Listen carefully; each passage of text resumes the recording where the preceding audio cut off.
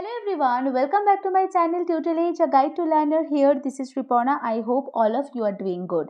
So learner, if you have missed my last session, so just go and check out my channel, and my last session link is in my description box and my first comment. So just go and check out this link, okay? And if you like my video, so do one like, share and comment, and please do some support and subscribe my channel for getting more useful sessions.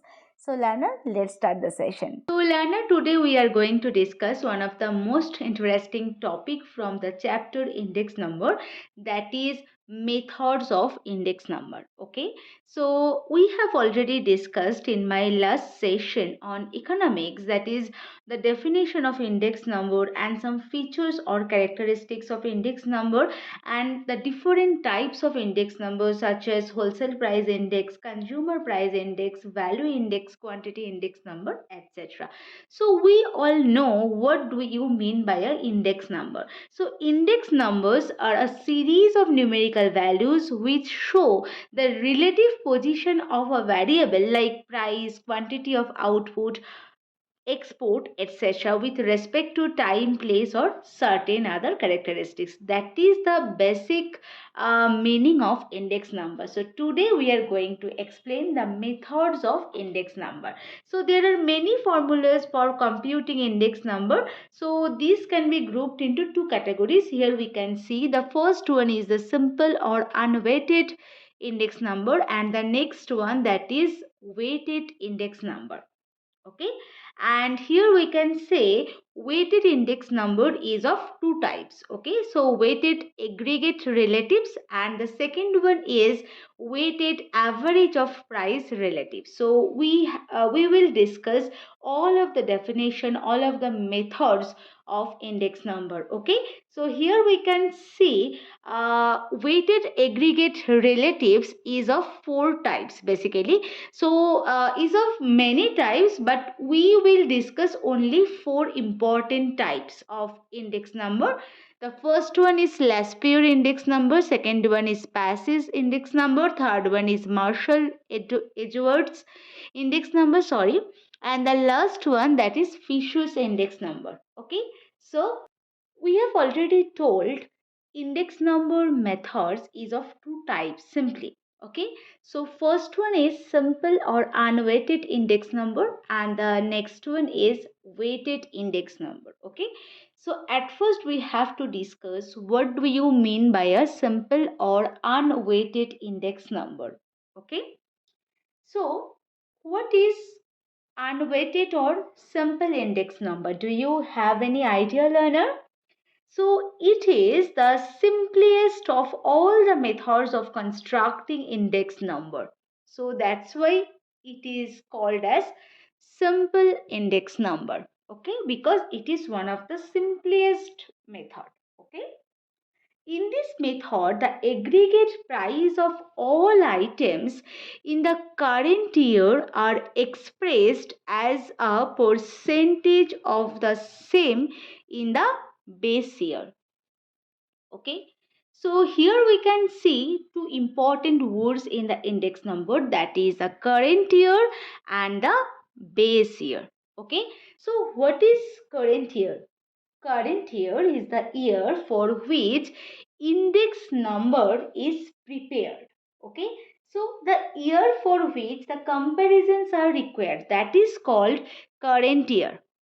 And on the other hand, the year with the values from other years are compared, that is called the base year. And this 2 year concept is very important in the chapter of index number, and it is very important for constructing of index number. Okay, so I think this is clear what is current year and the base year. So simple or unweighted index number is the aggregate prices of all items in the current year are expressed as a percentage of the same in the base year. So I think this is clear. Now going to the formula of the simple or unweighted index number. So here we can see P01. Okay, so P01. So P01, what do you mean by a P01? P01 basically denotes the index number of the current year, because 0 identify as a base year and 1 is current year. Okay, so P01 is basically denotes the index number of the current year, and we have already told aggregate prices of all items, so that's why summation P1 divided by summation P0 into 100, because here we have already told aggregate prices of all items in the current year are expressed as a percentage, so that's why it is multiplied by 100. I think formula of simple or unweighted index number is clear to everyone. Now going to the second part, that is the weighted index number. Okay, so what is weighted index number?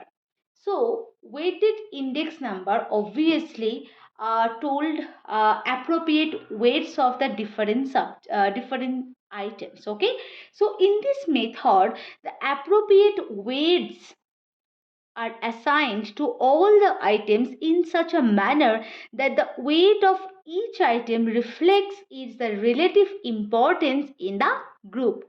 So that weights is basically of two types. So first one is a value weights and second one is a quantity weights. Okay, so we have already told weighted index number is of two types. So first one is weighted aggregative method and weighted average of price relative method. So here we can see there are two weights. Okay, so first one is value weight and second was is quantity weight. So quantity weights are used in the weighted aggregative method. Okay, and value weight are used in weighted average of price relative method.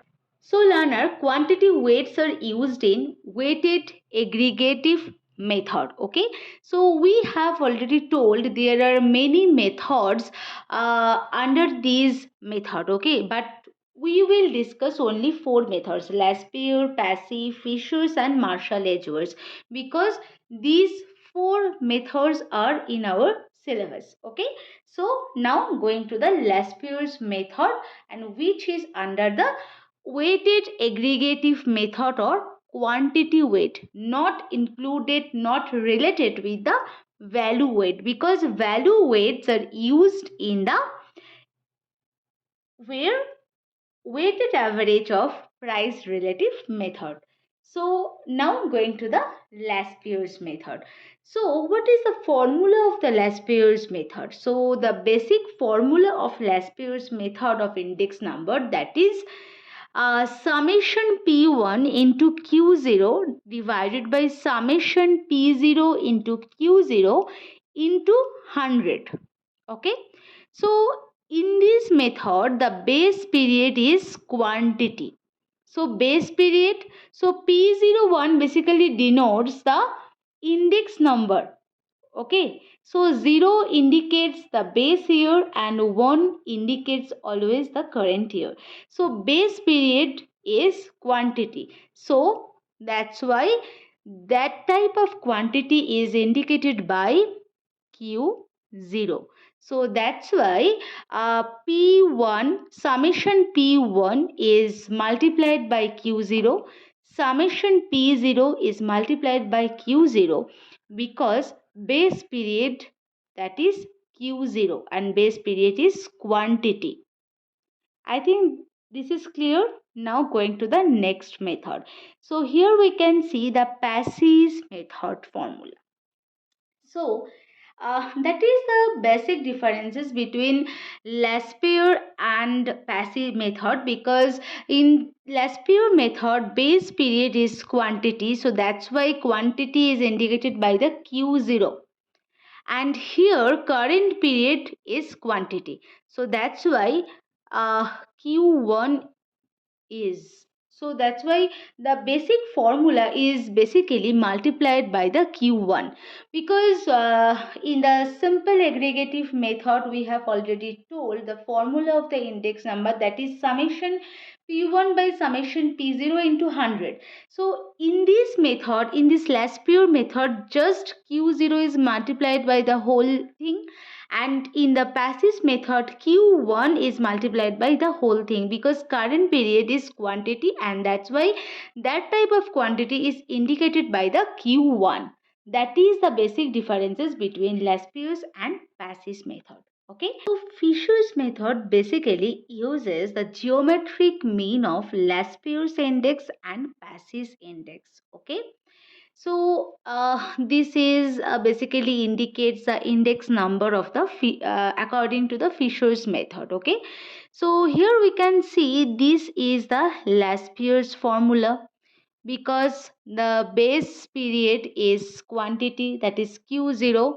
So this Laspeyres formula, and this is the Paasche formula, because current period is quantity is the current period, so Q1. Okay, so basically just root over the Laspeyres formula and the Paasche formula is equals to the Fisher's method. That is the basic differences. Okay, now going to the last method of index number, that is Marshall-Edgeworth index number. So here we are using only average of both current and base period quantities as weights. So we are using average of both current and base period. So here we can see average, so Q0 plus Q1 divided by Q0 plus Q1. So that portion is multiplied by the simple aggregative formula, that is summation P1 by summation P0 into 100. So that is the formula is uh, Marshall-Edgeworth formula. I think this is clear. What is Laspeyres, Paasche, Fisher's and Marshall-Edgeworth formula? We are done for the today's session. I hope this session will be a very helpful to everyone. If you like my session, then don't forget to like, share and comment. Please do some support and subscribe my channel for getting more useful sessions. I will come again with a new session, new topic. Till then, stay tuned. Thank you. Happy learning. Keep commenting.